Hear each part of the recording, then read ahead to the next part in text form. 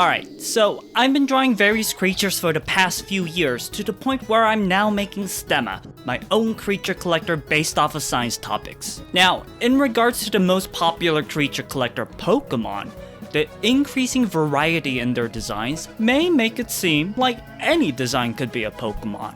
However, there's this one particular set who shows that there are some expected design conventions when it comes to a Pokémon design, because this group intentionally breaks them. Today we're going back to 2016 to talk about the weirdest group of Pokemon that was ever released, Pokemon Sun and Moon's Ultra Beasts.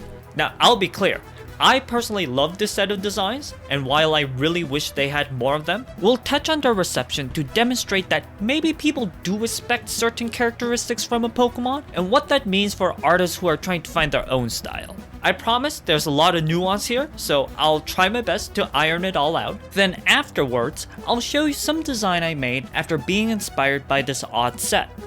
So firstly, what are Ultra Beasts? A major part of the narrative in Pokemon's 7th generation games involved the Hawaiian-inspired Alola region being invaded by extra-dimensional beings that were called Ultra Beasts. According to Pokemon director Shigeru Omori, the alien plot is a reflection of invasive species, a biological phenomenon when a species is introduced into a new habitat and dominates the other species that used to live there, possibly driving some previous species into extinction. This is unfortunately happening in Hawaii in our own world. In fact, even without the Ultra Beast plot, 2 other lines in Alola directly reference real-life invasive species in Hawaii, with several non-native rats coming in and destroying Hawaiian plant life, birds, turtles, and many other native species. But this was only worsened by private sugar industries who brought over mongooses in 1883 who were supposed to stave off rats from eating their sugar, but the mongooses would cause even more harm to other species, driving some Hawaiian birds to extinction, while the rat population continues to be an issue on the islands. Now, the concept of invasive species were further explored with these extra-dimensional Ultra Beasts. Now, in all intents and purposes, these Ultra Beasts are still Pokemon from their respective dimensions, and in the game, they play and operate like any other Pokemon. So what makes this group so different? Presentation. These guys aren't your average Pokemon, as they can't be caught by mere Pokeballs, at least it's very hard to, so a new special Pokeball needs to be engineered. Pokemon Sun and Moon particularly showed a lot of their creature roster through advertisements, but when it came to the Ultra Beast, they would have unconventional codenames like UB01, Symbiont. When the games came out, they would later have proper names like Nihilego and Buzzwole. But I've been glossing over the most glaring characteristic of these Ultra Beasts. These guys look weird. And intentionally so. See, if a Pokemon design truly doesn't have any rules, people wouldn't be surprised by any new design. But this particular set of designs does surprise people by taking underlying conventions and intentionally breaking them. Ken Sugimori was mentioned to pair the species with a contrasting design element, which was noted to be avoided when making previous Pokemon. So for example, Nihilego's based off of a squishy jellyfish, but they have a hard glass texture. Additionally, looking at the Ultra Beasts, some are faceless, some have disjointed body parts, and most have way more details on them, which you might expect in a design from a different franchise, a different dimension. Even some of the official art of the Ultra Beasts have unique rendering styles. Now, while some Ultra Beasts are based off of real invasive species, some are... you know what? Let's just do a quick roll call here. Nihilego is a jellyfish. Now look away if you don't like bugs, because the next 2 will have images of mosquitoes and cockroaches. So if you got Pokemon Sun, you can find Buzzwole, the swole mosquito. By the way, only female mosquitoes drink blood. But if you got the Moon version of the game, you can still get a bug fighting type with Pheromosa, who's a cockroach. Specifically a freshly molten one, which are colored white. Next one is Xurkitree, so bug images are over. Now, there are many invasive species of trees, but made as an electrical light. Maybe they're about other environmentally harmful practices, like light pollution disturbing the nightlife. Celesteela is a bamboo rocket where a few species of bamboo are considered to be invasive. Then Kartana is an origami samurai. And finally, Guzzlord is more like an eldritch horror that eats everything. There are a few more Pokemon that are at least related to the Ultra Beasts. Like the box legendaries are known for causing ultra wormholes from which these beasts are brought in from. And then there's Necrozma, a light absorbing prism. Pyramid Head, who really wants to eat the box legendaries for their light. But this light trio aren't always grouped with the other Ultra Beasts. In the following year, with Ultra Sun and Ultra Moon, more Ultra Beasts were revealed, like Poipole, who evolves into Naganadel, referencing bees and wasps where some of them could be invasive. But then there's Stakataka, who's a colony of sentient bricks, and Blacephalon, who's a clown that blows up their head to make fireworks. Also, fun fact, I want to point out that Blacephalon actually has eyes. They're the two small dots on the poles of their head. Weird.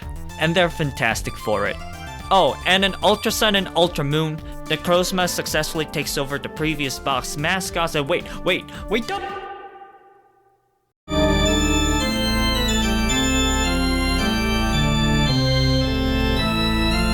Ultra Necrozma has one of the most infamously hard battles of a casual playthrough, and my personal favorite Pokemon theme.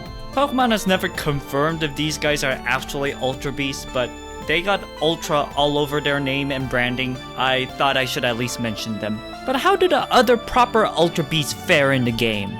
Well, they already feel strong just on paper. They all share the Beast Boost ability, which boosts their best stat after every KO they make.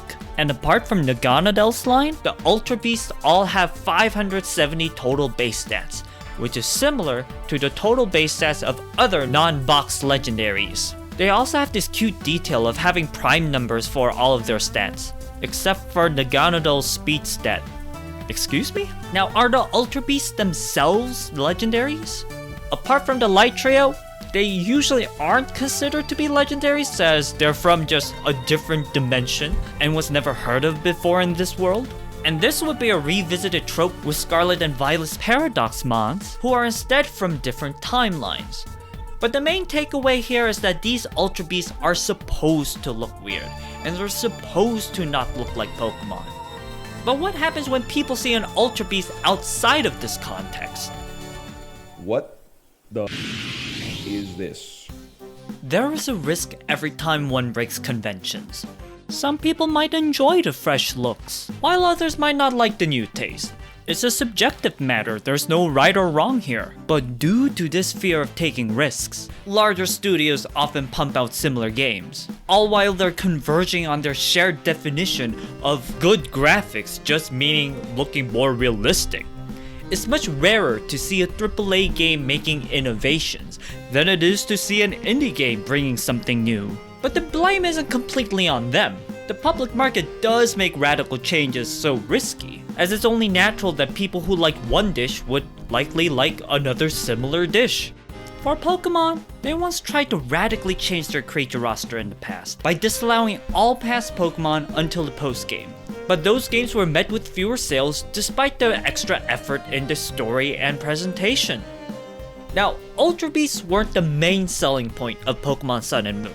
Rather, I think the regional gimmick was in more advertisements, where some of the first generation Pokemon were given new variants. This would coincide with the boom of Pokemon Go earlier that summer, which only had the first generation of Pokemon at the time. Intentional or not, Sun and Moon were able to play both sides, referencing some of the original Pokemons and also introducing the most unconventional. Now personally, I think Ultra Beasts were a smart way to shake up the franchise's designs, where they purposely tried to make something different. But I completely understand how out of context these guys look weird as heck. Like what? That's not a Pokemon. They probably anticipated this, so the Ultra Beast storyline only really works for Generation 7. Although, again, we saw a similar trope come back in Generation 9 with the Paradox Pokemon. Anyways, for a franchise that's more well known to be on the softer and cuter side of creatures, these Ultra Beasts were an opportunity to make something cooler that might appeal to yet another range of tastes to widen their audience further. And that's the thing. Pokémon, since their very first roster, has found the most success in their variety of preferences that they appeal to. Back when there were more edgier monsters on the market, Pokémon still had many cool kaiju-inspired monsters, but also some cute designs that were still meant to be taken seriously. I don't think Pokémon is doomed or running out of ideas just because they have some quirky designs, breaking their previous conventions. Instead, it's them expanding their styles which made them so popular in the first place, appealing to a variety of people, not just one niche. So this is why people say that a Pokémon could be anything. Because at the end of the day, if Pokémon publishes a design and calls it a Pokémon, no matter how weird they are, over time, fans would come to accept that that is categorically and legally a Pokémon. But with all this said, I do want to mention that there's some nuance here. When one wants to make a Pokemon-like design, I honestly don't know how much it helps to say that any design could be a Pokemon. Now, I could talk about my own process in making my own characters and stemmas, but for now, in regards to Pokemon, I want to paraphrase a quote from Pixar's Ratatouille. Not everything is a Pokemon, but a Pokemon can come from anywhere. When people say that anything could be a Pokemon, it's to say that people should be open and free from adhering to any past Pokemon patterns just because they exist, as new Pokemon often break from said conventions themselves. But I want to emphasize, not everything is a Pokemon. I just generally disagree that Pokemon should be a generic term for any colorful elemental creature, like Kleenex for tissues or Band-Aids for adhesive bandages. I understand how using Pokemon and Fakemon hashtags can greatly help with the visibility of one's posts other than just using hashtag OC, as that's unfortunately how social media works. But Pokemon does have their own conventions, as referenced in their interview where Ultra Beasts were supposed to break these conventions. What are said conventions? No one can truly tell unless one can read the minds of each of the designers. Now, for different creatures from different franchises, having a different art style definitely helps make the distinction from the largest creature collector, but Pokemon designs can still be recognized as a Pokemon despite being in different art styles, possibly due to using certain proportions and their choices when it comes to adding details and themes. Later generations, of course, tried to expand this definition. That is a Kirby thing. It's been Pokemon's goal to appeal to wider and wider audiences since the very beginning. But creature collection is a genre, and it just happens that Pokemon has held a hefty majority in said genre for a long time. However, just in the past few years, there have been several new creature collecting games out there, and I think it is unfair to call them Pokemon at all, as they have their own universes and their own design conventions. So yeah, there's the nuance. Pokemon has been successful by appealing to a variety of tastes, widening the definition of what makes a Pokemon with every generation. So an official Pokemon can come from anywhere. However, the term Pokemon shouldn't really monopolize the whole creature collecting genre, as there are specific conventions that Pokemon designers have in mind when making their creatures. And Pokemon is aware of these conventions to purposely break them when making the Ultra Beast. Other projects definitely don't have to follow said conventions when they're making their own thing, and they should be recognized as something separate from Pokemon. Pokemon's design conventions aren't the answer to making every kind of creature collector. So, if you're curious about other people's creature design conventions in this creature collecting genre, check out some of the titles here on the screen. If you're trying to make creatures of your own, experiment and find proportions that you personally enjoy, because at the end of the day, everyone has their own tastes. Just be aware of your own goals so that you could be in control of your own conventions, not the other way around, because being in control was how Pokemon made their weirdest group. Before I close off today's video, I wanted to share my own design which were inspired by breaking conventions like what I talked about today.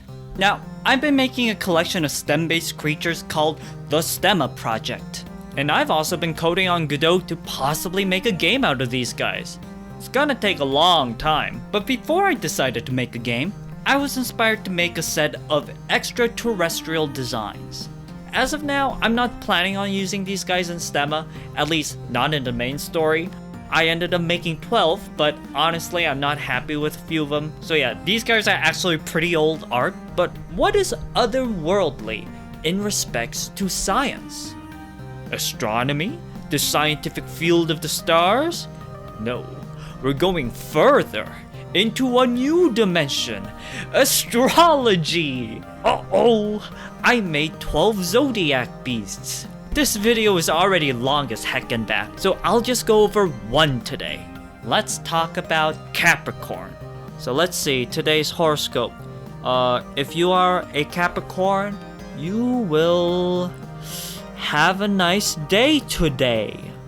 Okay, I can't help myself. Despite being vaguely zodiac themed, these guys are still based off of STEM topics. In fact, I took this opportunity to reference some niche and wacky topics for these 12 single stagers. So, have you heard about the Mobius strip? Due to a half twist, going on one side of this ring eventually loops into the other side, making this shape technically have only one side.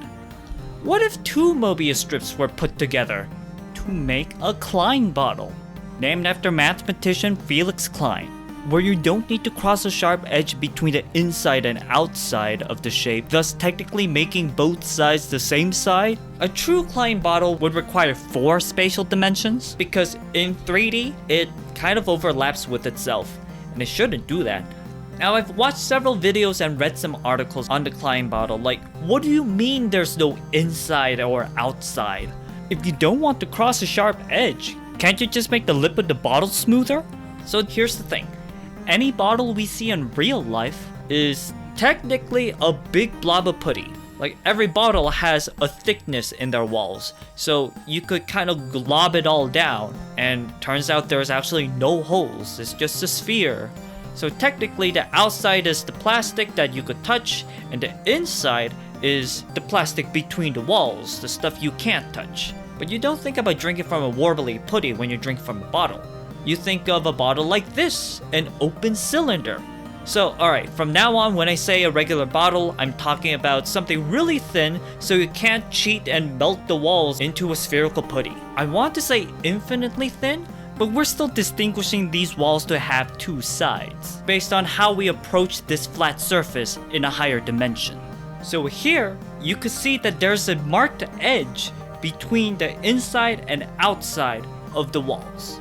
You can't make this lip smooth because that means that wall would have some thickness, and we're back to that warbly putty again. Now, a Klein bottle can have these kind of thin walls, but if you follow the surface, you could explore all of it without crossing over a sharp edge. So, a Klein bottle has no edges like a sphere, but a sphere still has an inside and outside. Much like the Mobius strip, the Klein bottle could make the inside smoothly overlap into the outside.